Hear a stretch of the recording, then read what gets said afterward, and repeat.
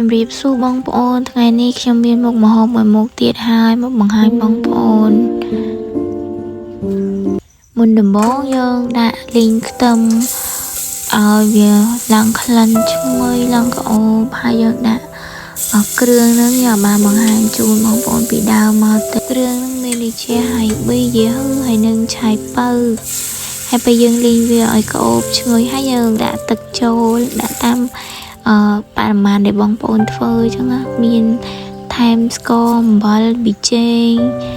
ហើយសម្រាប់សាច់ហ្នឹងយើងចិញ្ច្រាំវាឲ្យល្អិតហើយយើងធ្វើជា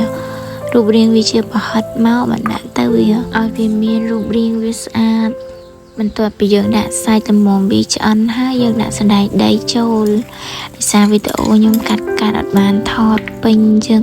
បើថតពេញទៅវាមានរយៈពេលយូរទៅវាអាចសាំបងប្អូនមើលអញ្ចឹងហើយបន្ទាប់មកទៀតយើងដាក់មីសួរចូលទៅមីសួរនឹងយើងត្រាំទឹកទុកឲ្យហើយវាពុះម្ដងយើងថែមស្លឹកខ្ទឹមចូលអញ្ចឹងរួចជាការស្រេចឲ្យបងប្អូនដោយសារថាអត់សូវចង់ធ្វើវែងទេកុំឲ្យអ្នកមើលធុញ